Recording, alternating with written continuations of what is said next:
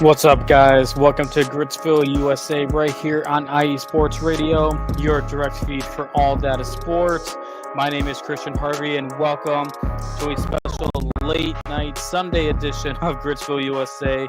Man, I feel like the last month or so has been a wild ride with y'all. I feel like we're about to hit almost every single day of the week with this show. Last second had to cancel Thursday's show, but I did want to make up for it. Even if it's not the length of a full episode, I wanted to still be on air, touch base with you guys with what's going on in Michigan, and in this show's case, Detroit sports.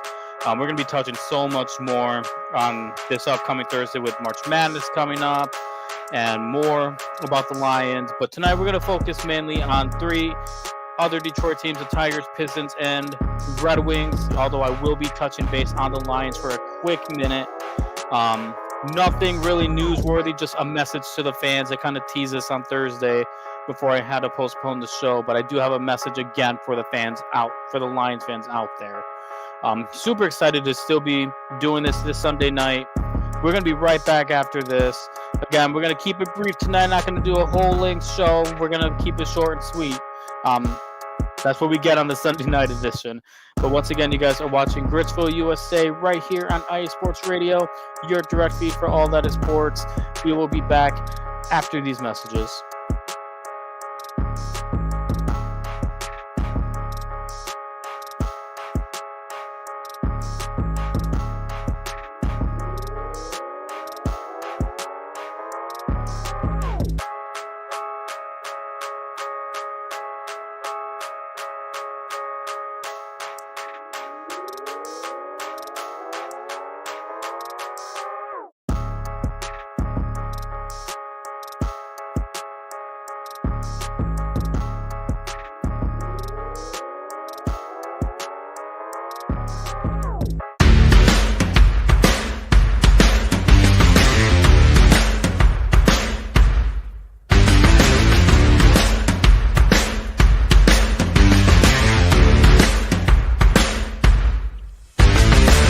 IE Sports Radio fans, this show is brought to you by Planet Jerky Premium Brisket Beef Jerky. Planet Jerky is the official jerky of the 2022 California League champion Lake Elsinore Storm, Single A affiliate of the San Diego Padres. This all brisket jerky has gluten-free options, contains no MSG, no sodium nitrate, is low in sugar, and high in protein. Go to their website at planetjerky.net and follow them on Instagram at Planet Jerky. Planet Jerky, the jerky that's on a whole other planet.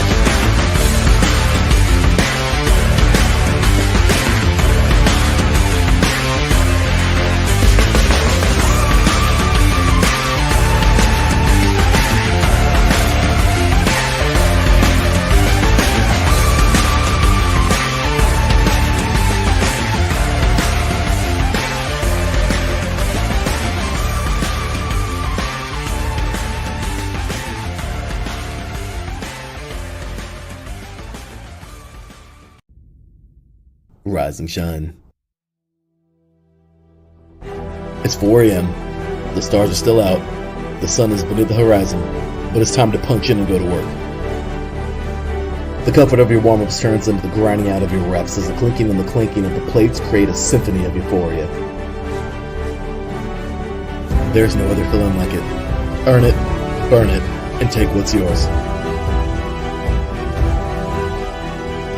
IE Sports Radio has proudly partnered with Vital Apparel, a brand that not only fits great, but also promotes and donates to mental health research. Use our code IESR to get 15% off their comfortable and inspiring gym wear and help them on their amazing journey to support mental health. Go hard, take part in your iron therapy, and be strong.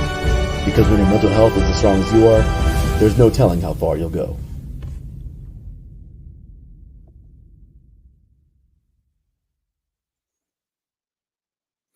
All right, guys, welcome back to Gritsville, USA, right here on IE Sports Radio, your direct feed for all that is sports. Once again, my name is Christian Harvey, the host of your lovely show for Michigan and Detroit sports. Hey, real quick, give us a follow on X, Instagram, Facebook, TikTok, YouTube, wherever you social media, wherever you guys go to. You can follow my show at Gritsville_IESR. My personal X Twitter account is on there as well. And make sure to check out our supporters club out on Spreaker. We just launched that for each and every show. If you're a fan of the show, if you want to support it further, check out the link in the bio for just $5 a month. You can support not only my show, but IE Sports in general. We have a big year coming up. Any type of support you guys can have would be very tremendous with that. Love that super much. But yes, once again, follow us on iSportsRadio.com. That's where you find my show, all the other great shows as well. We got a huge lineup on IE Sports Radio, and it seems like we're only going to keep getting more and more and more, which is just super exciting. We have so many great shows out there. But for tonight, let's get this ball rolling. Like I said, not gonna be on too long. It's not gonna be the length of a standard show. I know my standard shows had to be on the longer side of things, but tonight it's gonna be a bit different. We're gonna keep it short and sweet. But to lead off, I want to start talking about the Detroit Tigers tonight. The Detroit Tigers are 9 games into their spring training, and it's kind of been a bit of an up and down road. They're in the Grapefruit League of baseball. They're currently sitting at 4-4-1, the one being a tie. And it's been very streaky. They won the first 2. They lost like 4, tied 1, and then we just won the last 2.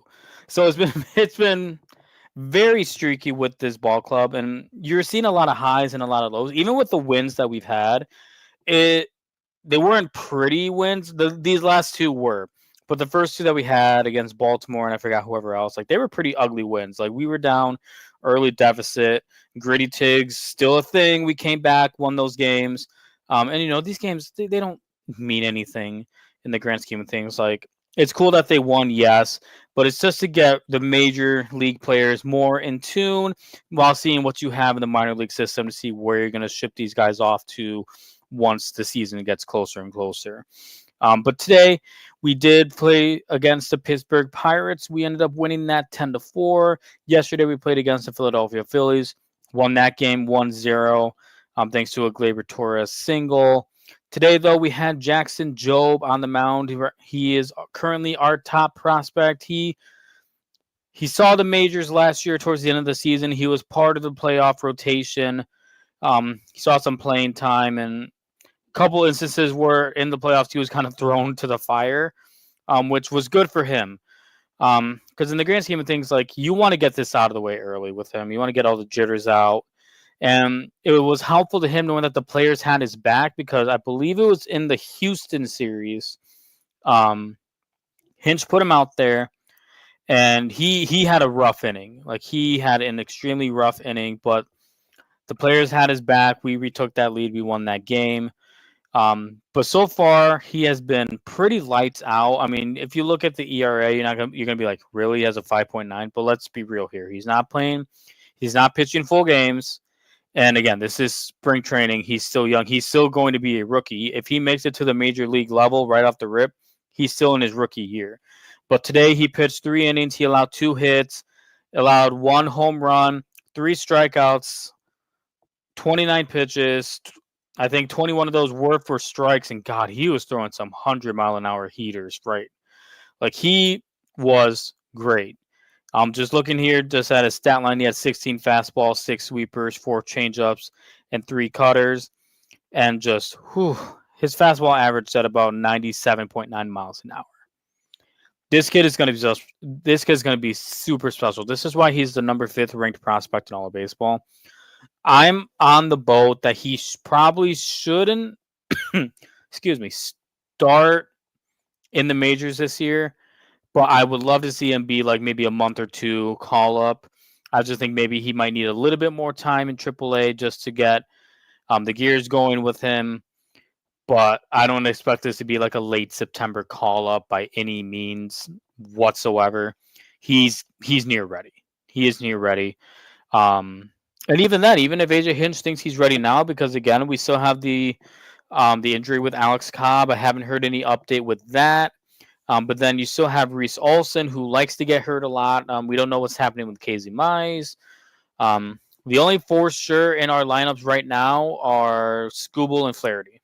And that's about it. Kenta Maeda, he's not looking all too hot. He'll probably be a bullpen arm, if anything. I do not expect him to be in the lineup whatsoever unless like things get really dire and we're just dropping like flies. No, but I do foresee Jackson Jobe. He will be a big part of the team this year. It's just going to be a matter of when he's going to be called up. But so far, very impressive spring training. I know in the last game that I think he pitched 2 games so far. The first one, he let up a pretty big home run. I think it was like a 2-run shot. And then he had the 1 home run today. But other than that, like he's been pretty stellar. And then the Tiger bats as well.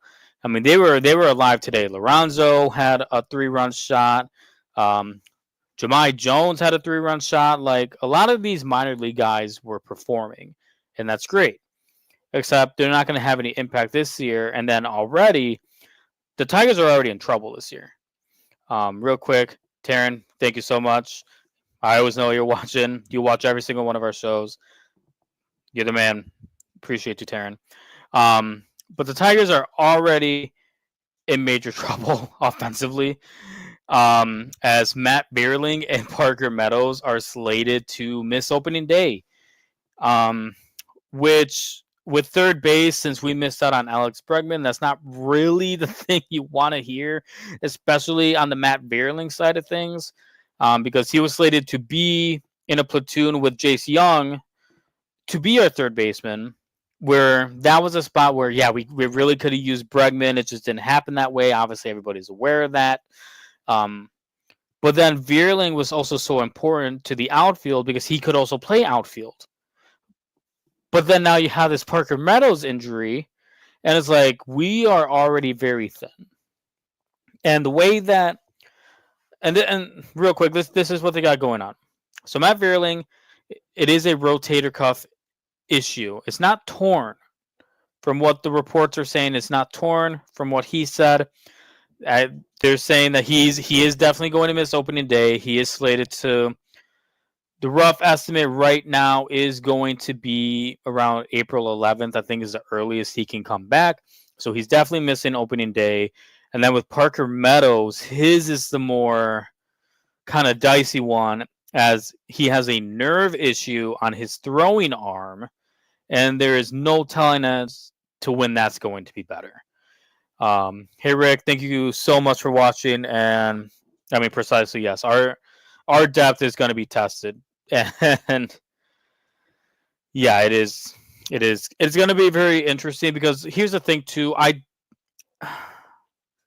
would like to think with the way that Scott Harris and company were approaching this offseason, and even after the whole Alex Bregman thing happened where he went to Boston, he was already talking about that they're still looking to make maybe a couple moves. They're looking in the trade market. And you're assuming that he's talking about third base. So I would expect that to still be the case, if not maybe a bit more urgent. Because, okay, cool. If you get Matt Veerling back by April 11th, okay, you have him back at third base, but then now you have a hole in the outfield, not knowing how long Parker Meadows is going to be out. And Parker Meadows kind of now is an injury problem. He's somebody who could get a paper cut and will probably be on 60-day IL. Like, it's not the most for sure thing with him. I love him so much, but he definitely has an injury bug going on. Larry, good evening. Appreciate you as always, buddy. But this is what we got going on right now. I know a name that I kept seeing thrown around because our expected DH was going to be Kerry Carpenter. Kerry Carpenter can play outfield. He's not the best, but he can. But now that it seems like that we might have to have him out in the outfield, there is a name that I keep popping up, a former Detroit Tiger who is a fan favorite. I feel like every year, ever since we traded him to Arizona, he's always a name that I see like, hey, sign him back, bring him back. And even though he's up there in age, he can still swing that bat. And that is JD Martinez. I loved JD Martinez when he was with us during, the mid-2010 Detroit Tiger teams, the ones that I love so dearly. He, despite his age, he still has some pop. I would love to get him in the DH spot and just be even additional depth if he's up for it. I mean, he's still available right now. I feel like he's kind of waiting on a team like the Tigers, who are about to go through a little injury bug situation right off the rip and get a team. So again, we have until the end of the month till opening day starts. I don't expect Scott Harris to just stand pat.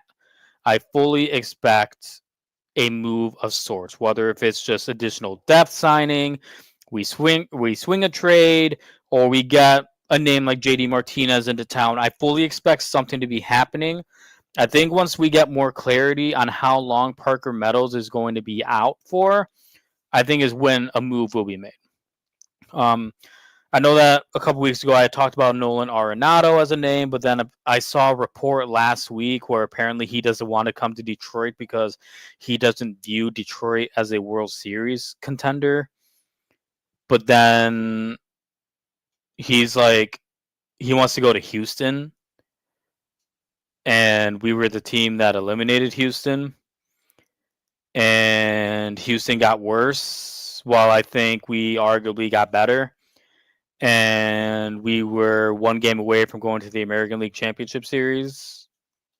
But okay, guy. That's fine. I don't want your 33-year-old ass here anyway. But that's what we got going on. I mean, listen, I don't know what's going on with Boston, but I'm still kind of hoping that the Rafael Devers thing goes to shit even more because, man, I would love him here so much. Not going to happen, but hey, a man can dream. Right now, that's all we got for the Tigers. I do want to touch base on something with the Lions, and this was something that became very prevalent during last week. Last week was Combine week. I mean, the Combine was still going on today, but you had all the coaches, all the GMs down in Indianapolis doing their press conferences, doing their interviews, and what have you. And Lions fandom were set ablaze, and we are not, I don't want to say we because I'm not part of them, but there is a certain sector of the fandom that they are approaching dangerous territory with said fandom. What do I mean by this? Ben Johnson, he was yet again the topic of conversation for Lions fans this past week based on some comments that were made during Combine week. One of which being where apparently somebody asked him a question about, are you excited to play with a quarterback like Caleb Williams? Which Caleb Williams is more of a mobile quarterback. He has legs. He's a completely different quarterback than Jared Goff. And Ben Johnson basically said that. He said that he's never worked with a quarterback like Caleb Williams who can do all this and that. And Lion fans perceived it as he was shitting on Jared Goff because Jared Goff can't run or do anything else that Caleb can. And it's like, let's slow our roll here. First of all, he never said anything negative about Goff. And what he said was a lie. He has never had a quarterback like Caleb Williams. Caleb Williams can do things that Goff can't do. I don't see what the issue here is. And then to go even further, he did another interview. I believe this was with Pardon My Take. Forgive me if I'm wrong, but he made like a joke that Penei Sewell has like a better spiral than Goff, but then like you can clearly tell it was a joke. And oh my God, the Lions fans just. You would think that Ben Johnson just killed their mom and dad. Like, it was wild. You started to see the Osama bin Laden pictures again. Osama bin Laden, as they would say. Like, that's what you started to see again. And it's like, we got to just cool down here. Like, I get it. You're still ass hurt. You still think he wasn't prepared for the divisional game. Despite the players saying otherwise, like, whatever. And then, it was fueled further by Kirby Joseph tweeting out, like, meme pictures. And you clearly knew that they were about Ben Johnson's comments. So that got them even more riled up. But it's like, I don't think it's really anything to take slight by. Like, he wasn't saying Jared Goff fucking sucks. He wasn't saying that he wasn't worth anything, that Caleb Williams is an MVP. Well, of course, he's going to say nice things about his new quarterback, a quarterback who, despite having no offensive line last year, was the first overall pick last year and was still probably the best quarterback that Chicago has seen in God knows how many years. Like, Caleb isn't a scrub. It's not like he's talking about Derek Carr. Like, Caleb's a dude. I was at the Thanksgiving game. I watched him almost come back and beat Detroit. Like, am I gonna sit here and pretend that Caleb Williams is bad? He's not. Ben Johnson's excited, and he's not taking any sort of shot at Detroit. He might, because, well, guess what? We are now rivals. That's just the reality of the situation. Get over the fact that he's now the head coach of your rival Bears. It just is what it is. But he's now all of a sudden turning face against the quarterback that he had. So we got to slow our rolls here, because now we're now becoming the fans that think we're entitled to that everybody should love us. Guess what? We are past that point. We are, how do I want to put this? 2 years that we've had real expectations for this team. And we came up short each time, yes. The year where we made it to the championship game, maybe there weren't really that much expectations, but we made it to the championship game. We had the lead at halftime. We blew the lead. It happened. Last year, expectations were the highest that it's ever been in Detroit Lions history. You went 15-2, and you lost in the divisional. So I get it. You're still pissed. But that doesn't mean that we are still the friendly Lions, because we're not that anymore. The target is now on our back. Nobody thinks we're cute anymore.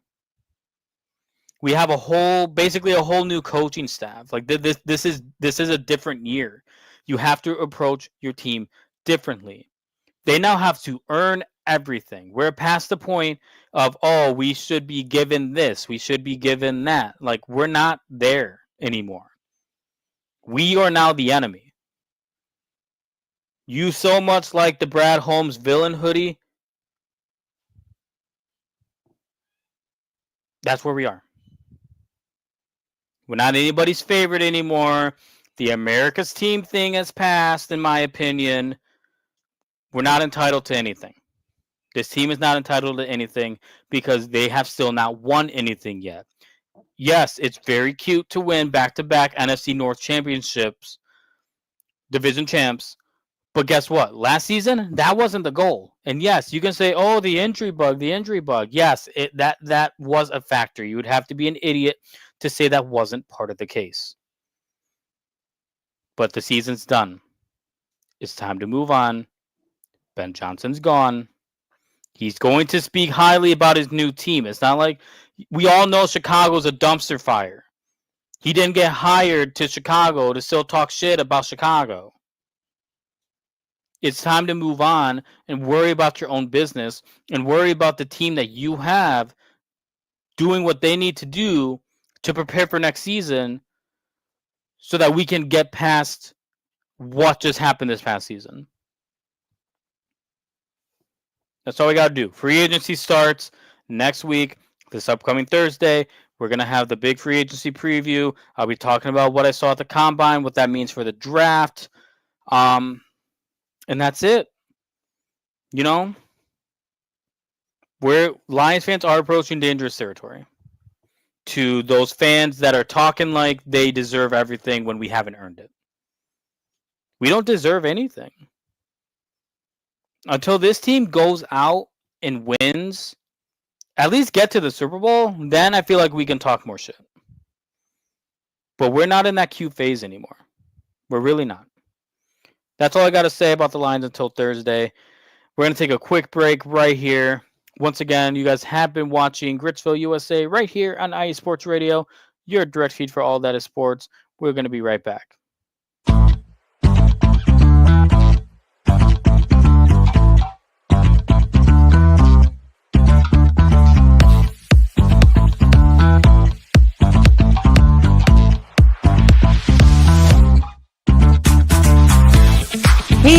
IE Sports Radio fans, be sure to check out our sponsor, Seal the Deal Wax Seals by Cecilia B. You just finished your very own wedding or baby shower invitations and you're looking for that extra special touch? Maybe you just wrote a letter to a relative or a friend and you want to add to their smile when they receive it. Then seal the deal with Cecilia's handmade sealing wax stamps for your invitations, letters, and gifts. You bring the deal, we'll bring the seal. You can find them on Instagram at sealthedeal_wax stamps and on Facebook, Seal the Deal Wax Seals.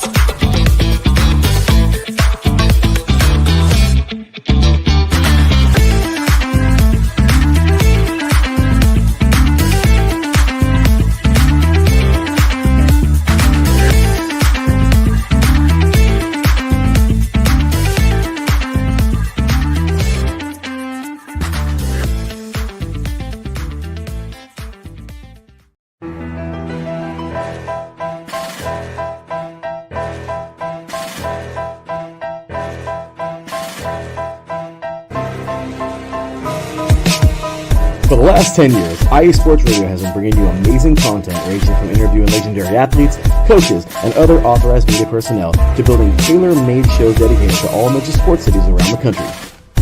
Make sure to follow us at IE Sports Radio on X, Instagram, Facebook, TikTok, and YouTube to keep up with the latest in sports and with all of our shows. Also, make sure to check out our daily updated website at iesportsradio.com. At iesportsradio.com, you can see our daily show schedule and check out all of our show pages with personal bios to learn a little bit more about each of our awesome hosts. In addition to our show pages, you can catch the IE Sports Radio blog, Hall of Fame, Fans of the Month page, and our merchandise shop including t-shirts, tank tops, caps, long sleeves, hoodies, and more.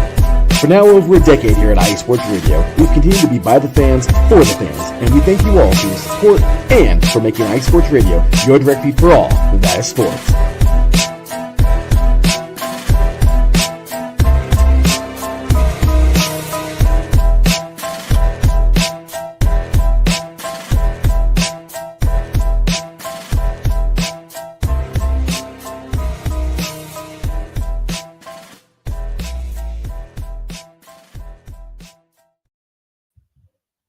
All right, guys, welcome back to Gritsville, USA, right here on IE Sports Radio, your direct feed for all that is sports. We are now back, and we are going to be talking about our Detroit Red Wings, which, if the last two games were any indication, they are back to being the Detroit Dead Things, as they lost back-to-back games against the Blue Jackets, allowing a combined 10 goals in both games.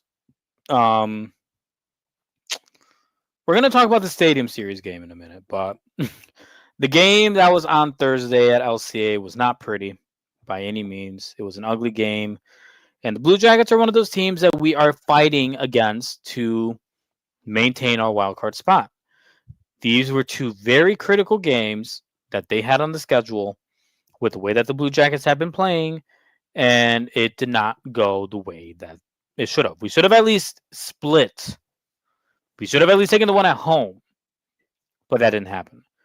And then there was the Stadium Series game on Saturday at Ohio Stadium, the most disgusting stadium in all of America. But it was a good game until it wasn't. What I mean by that, the Red Wings were down 3-1 in the third period. They came back and tied it. Alex DeBrincat, he's been on a heater lately. Got his second goal in the third period to tie the game up. And then immediately afterwards, the Columbus Blue Jackets, Justin Danforth, got the game-winning goal. But that's the one we're going to talk about. Question is, were the Wings robbed in the Stadium Series game? Context. We tie the game. It's 3-3. Immediately afterwards, Justin Danforth.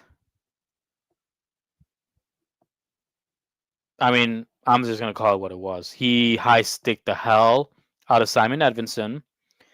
When you're watching the play, he made some pretty cool moves. all up until he quite literally high-sticked Edvinson in the face, regained control of the puck, shot it, bounced off of Talbot, and then he got it right back in. Anybody with the brain, or anybody that's, let me rephrase, anybody that's not a Columbus Blue Jacket fan could clearly see that was high stick. Even the announcers in the game were like, that's high stick. But apparently it's like, oh, unless blood is drawn, they're not going to call a penalty. And it's like, well, that's a bunch of horse shit, first and foremost. Edvinson got whacked right in the face. And this was the maddening part. You could see the ref just staring at the play. It's not like there was a bad view. There wasn't. The ref was staring right at the whole entire sequence. I mean, I'm watching it right now, and it's just so hard to miss. Edvinson's body, like, freaking twisted. Like, his whole body turned because the stick was pushing his face into a whole different direction. And the ref didn't call it. And then that just led to that sequence. Columbus got another goal because of an empty net, and we lost 5-3. Now, I have my theory onto why the ref didn't call it. I'm not going to say what it is because it could be seen as disrespectful. But if you know, you know. If you know, you know. And that's why I might put money on Columbus winning the Stanley Cup. But if you know, you know. I'm not going to say it. But if you know, you know. They were absolutely robbed in that game. Now, yes, they still could have very much lost that game. But you were stripped of a chance to at least get to overtime or even still win it in regulation. You fought hard to tie that game. And the things that most fans would say is like, well, you shouldn't have been losing to begin with. You should have had the lead, blah, blah, blah, blah, blah. That doesn't matter. There was like 2 minutes left in the game. Clean slate. The game is tied. A blatant penalty happened right in front of the ref's effing face, and it wasn't called. The Wings were robbed on Saturday. That doesn't excuse their performance all up until they tied the game. That doesn't excuse the horrendous loss against Columbus on Thursday at LCA. But at that moment, it didn't matter. It was a tie game. You had 2 minutes and 20 seconds left on the clock. A penalty happened. If this wasn't the Stadium Series game, if this wasn't at Ohio Stadium, if this wasn't on national TV, that would have been called 10 times out of 10. If it wasn't the Columbus Blue Jackets, it would have been called 10 times out of 10. The Wings were robbed. And robbed is a tricky word because you would think that the Wings were winning and then the lead got ripped from them. No, what they got robbed of was a chance to fairly win that game. They fought their ass off to come back and tie it. And they were robbed of a fair chance to win that game. Because at that point, obviously you're going to go empty net with 2 minutes left, and the likelihood of tying that game is very small when all you got to do is just clear the puck down the ice into a net. They were robbed of a fair chance. And again, I have my theory. I'm just not going to say it. But if you know, you know. But where does this leave the Red Wings now? Because the Red Wings, prior to the Thursday game against Columbus, they were looking pretty good in the standings. They were in the first wild card spot. They were playing effing hockey. Things were looking good. And now we just had back-to-back stinkers. So where are we at? So currently, right now, the Red Wings were ahead of Columbus. Now we are behind Columbus. We still own the second wild card spot with 66 points. Columbus is at 68, so we're 2 points behind them now. But with any sort of tiebreaker, Columbus has us, basically. Any sort of tiebreaker, if we finish, this is like almost like last year.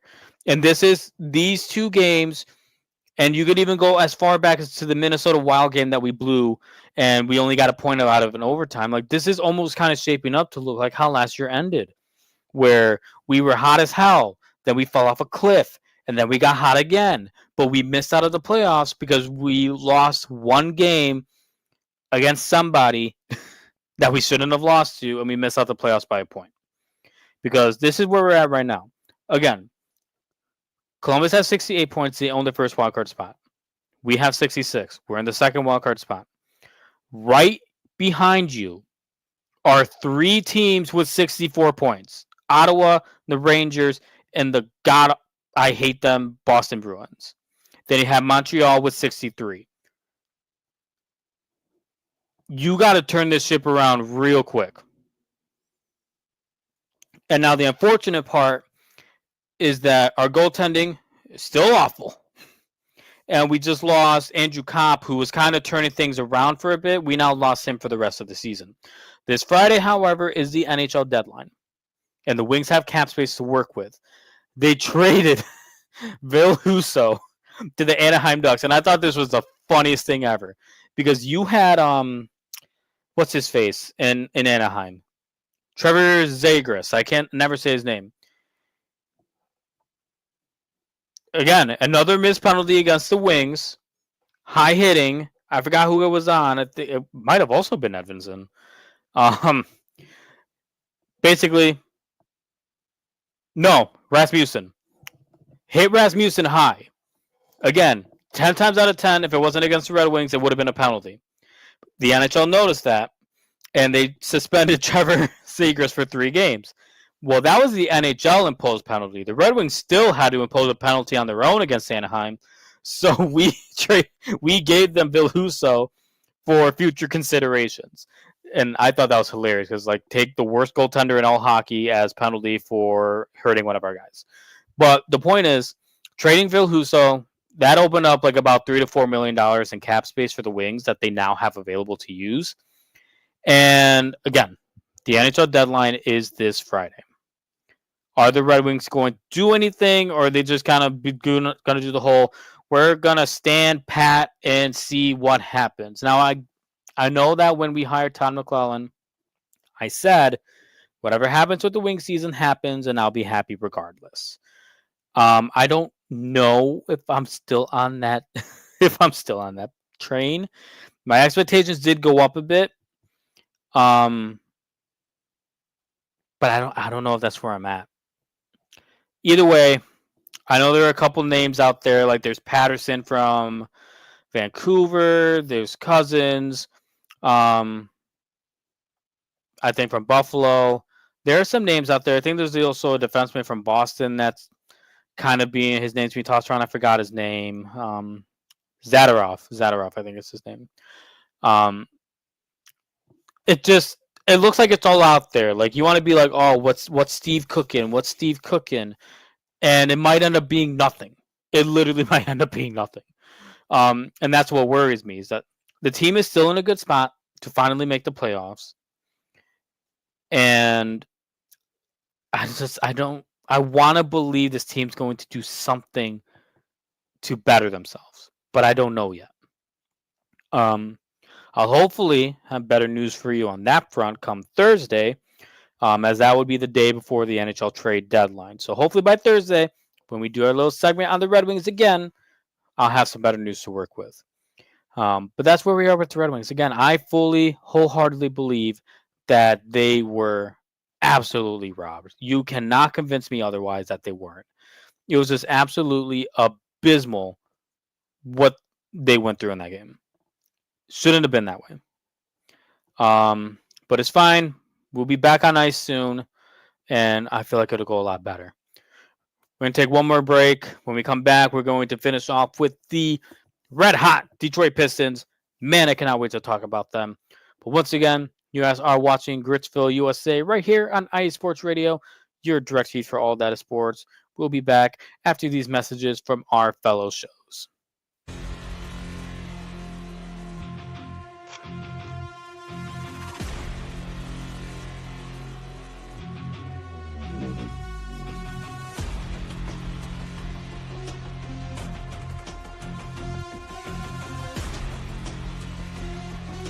What's up, Pittsburgh? This is Ralph DeLeese, the host of the Injury Report on IE Sports Radio, your direct feed for all that is sports.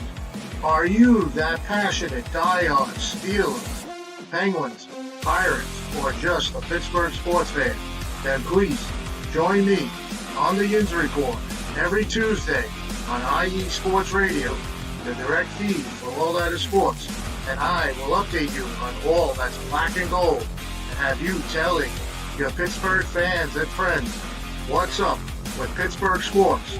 Tune in Tuesday with me, Ralph Calise, the Yins Report on IE Sports Radio, your direct feed for all that is sports. Let's go!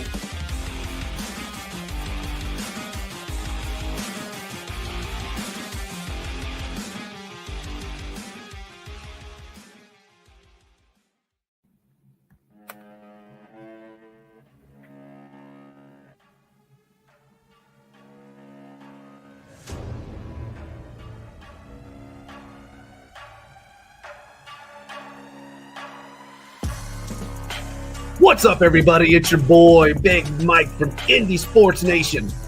Come hang out with me each and every Friday, 5 p.m. to 6 p.m. Eastern Time, where we talk things Indiana sports. We talk Colts, Pacers, Fever, Indy Ignite, and we dive into the college scene as well. Boilermakers, Hoosiers, Irish, Bulldogs, and every school in between. But we don't stop there. We'll sprinkle in some NHRA and cover the IndyCar series. From the turf to the hardwood to the track, we got you covered. Come hang out with your boy, Big Mike, each and every Friday, 5 p.m. to 6 p.m. Eastern Time. Indie Sports Nation, right here on IE Sports Radio, your direct feed for all that is sports.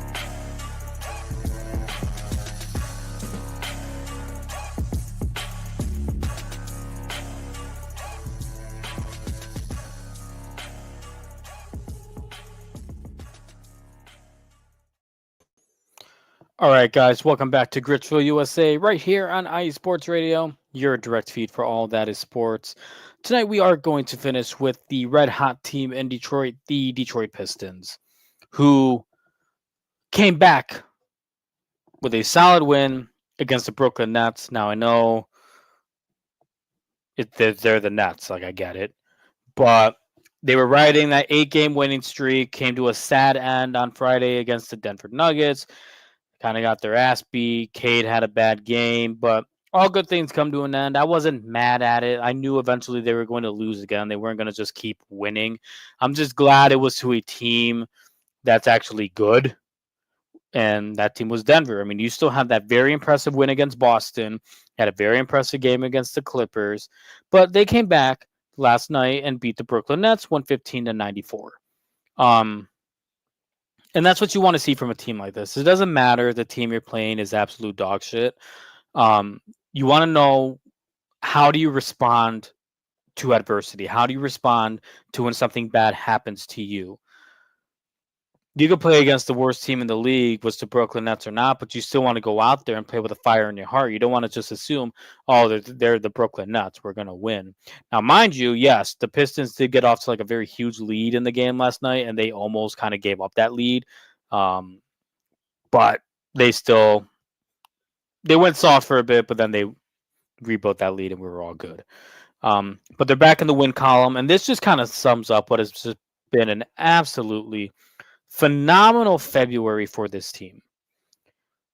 Pistons went 9-3 in the month of February. Now, I remember towards the end of January, I went over what I thought when I went over the month of February. I was like, we should win majority of these games. And I was right. Did I expect them to go on an 8-game winning streak in the middle of it? No. But that was a very welcome surprise, and I'm not even mad at it.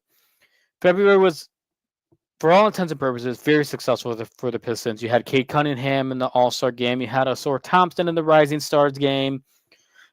Cade participated in the three-point contest. Like, the Pistons were there. And then this past week, even with the Nuggets game, the Pistons were, the nation's starting to notice. Stephen A. Smith on ESPN said that J.B. Bickerstaff should win Coach of the Year, which I agree. But then he also said some asinine comment about Troy Weaver getting credit. And I didn't make this part of the segment, but I do want to talk about that real quick. Troy Weaver absolutely does not deserve credit at all for this year's Detroit Pistons. And you could be like, well, he drafted Cade. He drafted Jaden Ivey. He drafted Asor Thompson. And it's like, okay, well, Cade, you had to be a blithering idiot to not take him. So you can't credit him with that.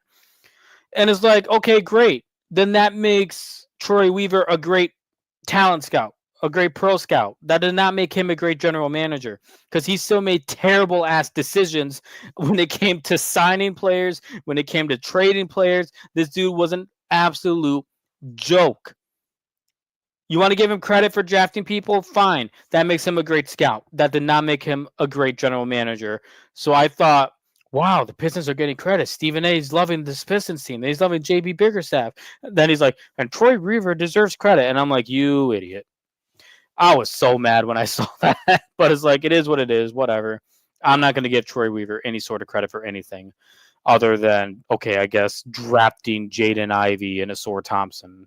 Fine, I'll give you that. I don't care. But all credit goes to JB Bickerstaff, Trajan Langdon, and these players for bringing it all together. They are playing stellar basketball.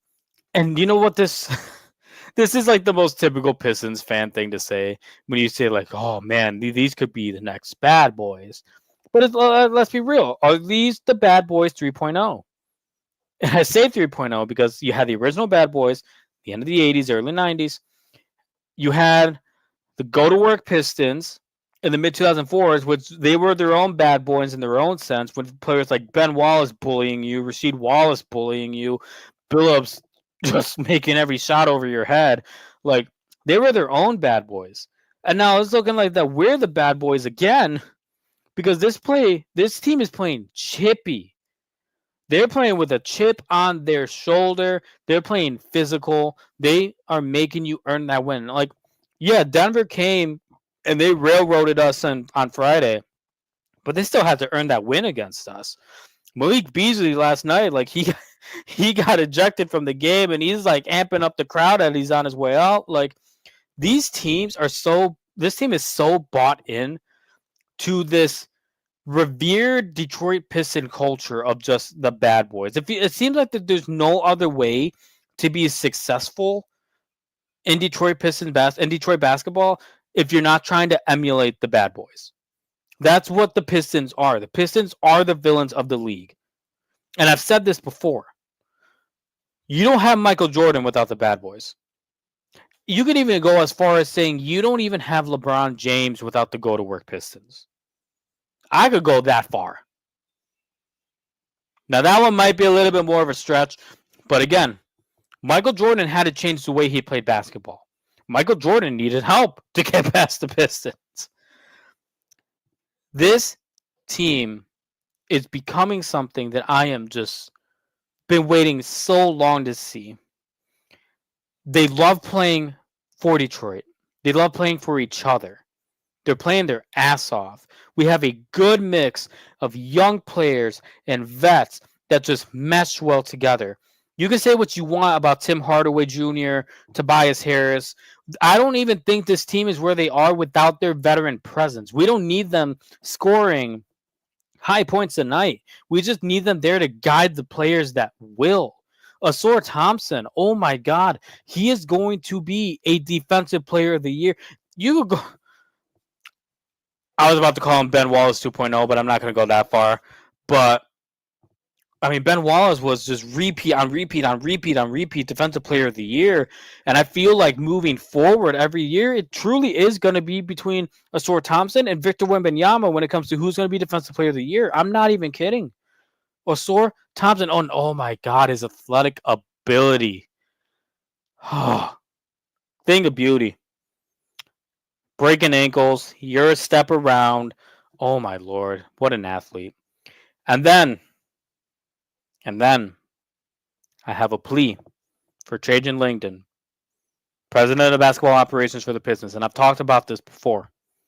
Trajan, if you're watching this show, which I know you're not, but if you ever just scroll on Twitter and you come across this, I am begging you.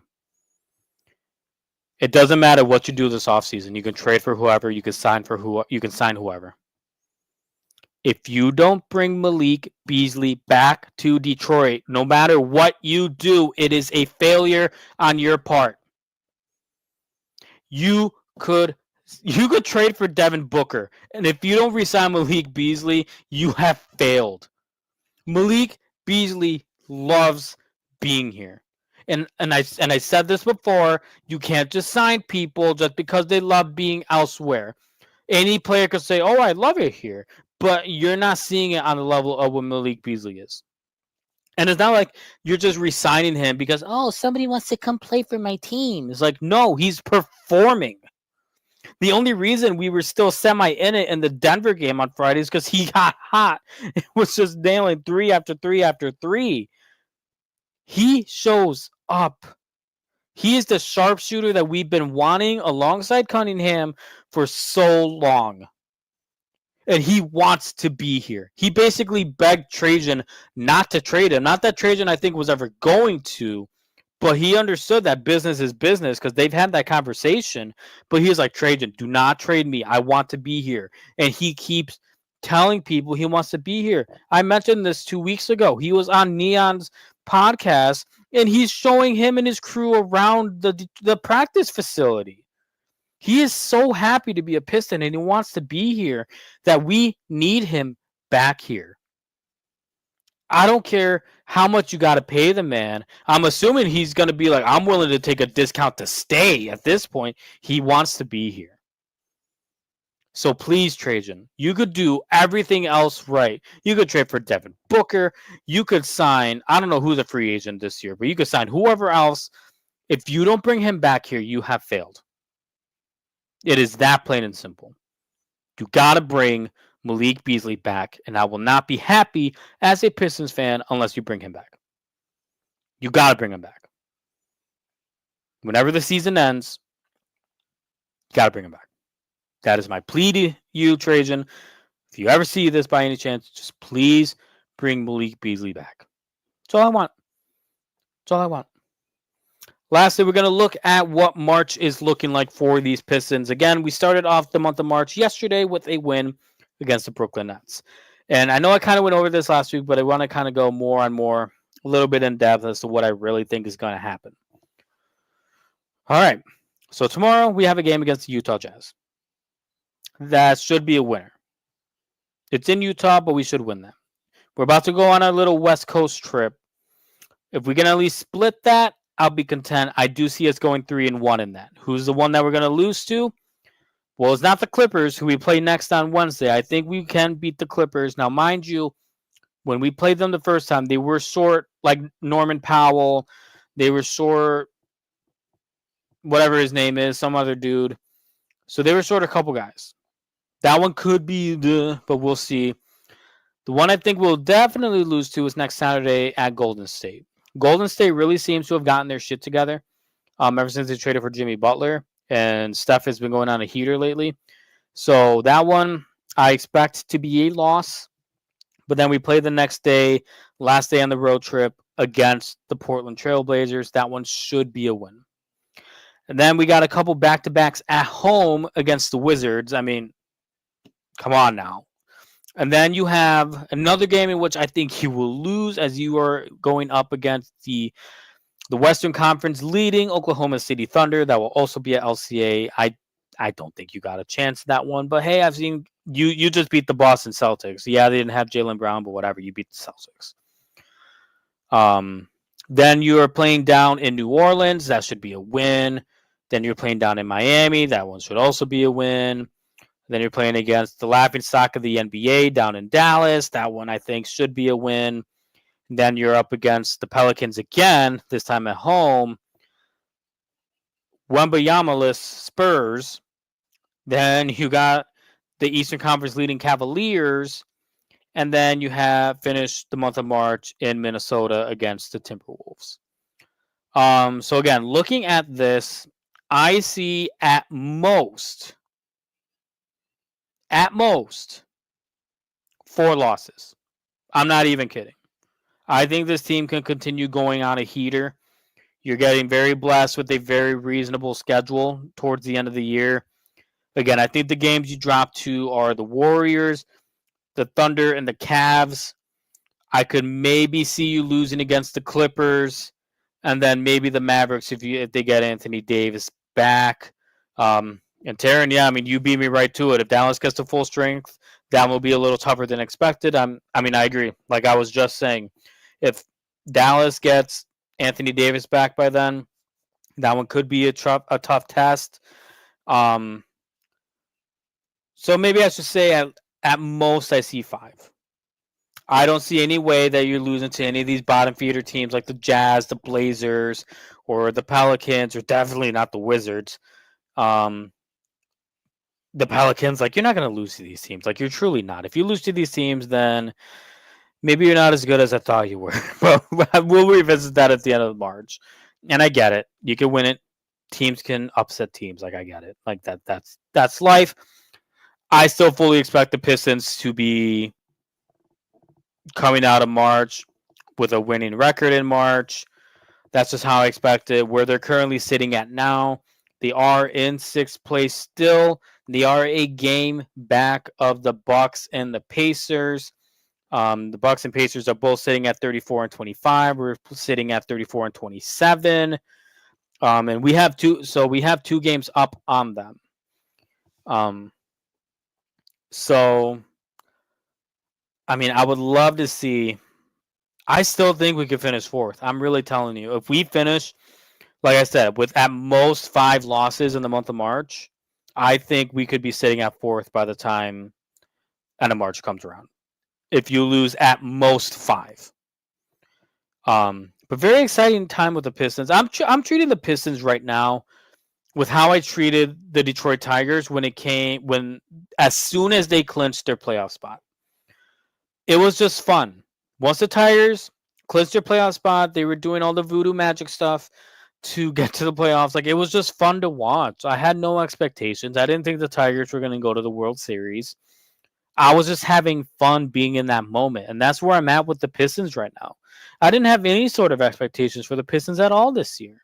New coach, players that were still for the most part here last year. You got some vets in the mix of things, but for me to sit here and like how I mentioned 2 weeks ago that they might break an NFL record for the biggest turnaround, one season turnaround in NBA history, I wasn't expecting that. I am just having a good ass time right now as a Pistons fan. It's just fun. Unless they literally drop dead, there's no way they're not making the playoffs. We are 5 games up on the Heat, who have the 7th seed or the top seed in the play-in. Unless we drop dead and the Heat, Magic, or Hawks go on a heater, like, we clinch a playoff spot for sure. And I'm just gonna have fun with it. I don't care if we play the Knicks, the Bucks, or the Pacers in the playoffs. It's gonna be fun. I know they're gonna win a playoff game. Hell, I think if you go up against New York, I think you win a playoff series. I think between the 3 teams ahead of you and the Knicks, the Bucks, and the Pacers, I think the Knicks are the beatable ones. Because when you play against the Bucks, you let Brook Lopez go wild for whatever reason, and then when you play against the Pacers, Pascal Siakam becomes MVP of the league. So it's like I feel much better going against the Knicks. But once we get closer to playoff time, we'll see if that changes. But I'm just having a good ass time, man, with these Pistons. It's been so long. You know, it's been since 2008, I think, since they won a playoff series. Since 2008. No. Let me rephrase. Not a playoff series. Winning a playoff game. Because they made it to the playoffs twice since 2008. They got swept both times. And I think both times were against Milwaukee, if I'm not mistaken.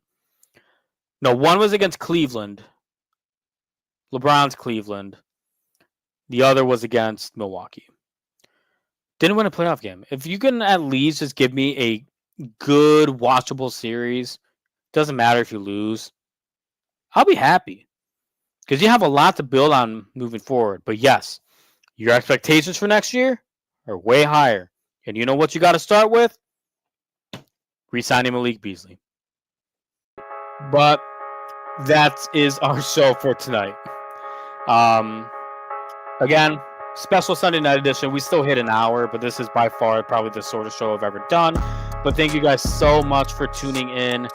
Appreciate you guys just bearing with me as we're still going through. Work schedule has been crazy, man. As soon as you become a manager, things get a lot more difficult in your life. But hey, just super excited to still get on with you guys.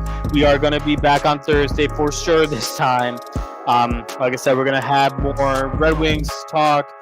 We're going to have a Lions preview for free agency since that starts up next week. We'll check in on the Pistons as well, see where they're at by then, and see if the Tigers do anything to address the injury bug issue. But hey, thank you guys so much yet again for watching. You can follow me right here at Gritsville_IESR. Make sure to follow us again on X, Twitter, Instagram, Facebook, TikTok, and YouTube at IE Sports Radio. We're also on IESportsRadio.com. You can find my show there, as well as every other great show. And hey, if you love watching Gritsville USA, make sure to check out, go to Spreaker.com. You can search in Gritsville USA or look at the link at the bottom. Join the Supporters Club. Again, it'll be $5 a month. I would definitely appreciate it. I'm going to definitely work on getting more exclusive content for those in the Supporters Club. Maybe just like quick little segments where I really just go off the rails, because, sometimes I feel like I'm on this show and I have to kind of like pull myself back a bit when I get really amped about something. But again, Supporters Club down at Spreaker. Just look up Gritsville USA. And then if you watch any of the other IE Sports Radio shows as well, please, if you feel inclined to, support them as well. We have so many great people on staff. We're just super excited to be talking about the thing that we are passionate about, and that is all things sports.